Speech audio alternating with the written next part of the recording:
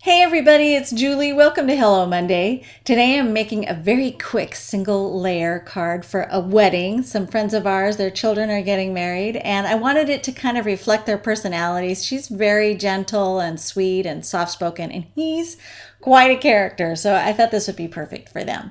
So to begin with, I wanted a little bit narrower card, so I cut it to 8 by 5.5 inches and then scored it at 4 inches. So it's going to be 4 inches by 5.5.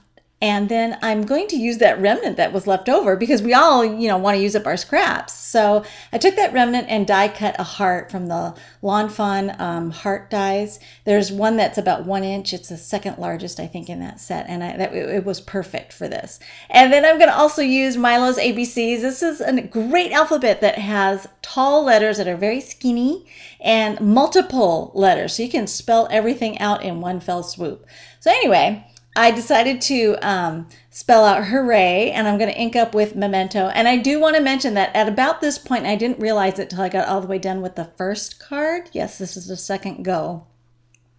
I actually had turned off the camera and didn't get it back on. So I had to run back and reshoot this. So it's going to look a little bit different in the end, but it's okay. It's all good.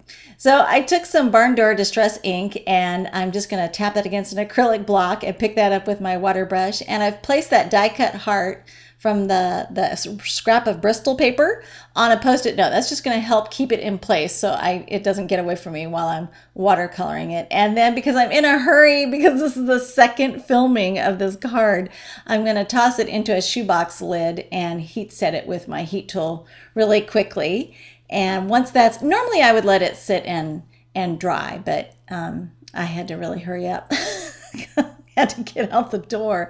So I'm going to take a glue dot and I'm going to adhere this to the underneath the sentiment there, right onto the base card. So glue dots are perfect for this because they give a nice strong bond, but I wanted to have the edges or the outer edges of the heart not be anchored down completely to the card so that they could actually curl up just ever so slightly.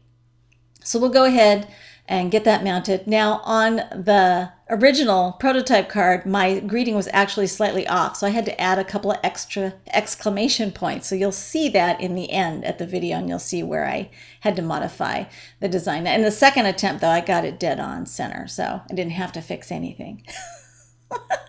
Now I'm using the Tim Holtz ruler, and it has a zero centering aspect to it, and I love that it also has piercing holes in it. And I'm just going to use a pin to mark those holes. And in the original, which is probably a good thing that the camera got shut off, I actually used my piercing tool and it got stuck in the holes. So I'm using a pin the second time around, and I'm using my piercing tool to widen those holes a little bit so I can get the twine through them. So now I'm looking at this portion of the card and I realized, it just kind of needs a little bit of luxe to it. So I'm going to take the Delicata Gold ink and these images from a set called W+9's Backgrounds and Borders. And it has these little sprinkles, these perfect little sprinkle images.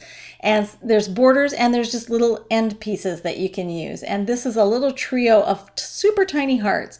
And I'm just going to ink those up with some Delicata ink because I think it will add that finishing touch that's kind of luxurious that I wanted, but not going too crazy. I don't want to get too crazy with the metallic stuff. And then I like to actually sprinkle these in a trio on my designs to just kind of fill the white space just a little bit.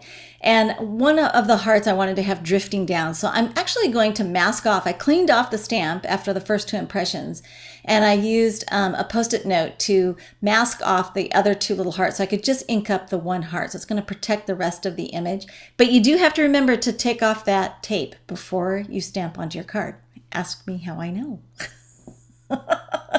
So anyway, that's perfectly done. And then I'm going to take my twine. Now this is a natural burlap twine. I love this twine. I love it so much. I use gobs of it. I get it by the spool because I love this twine.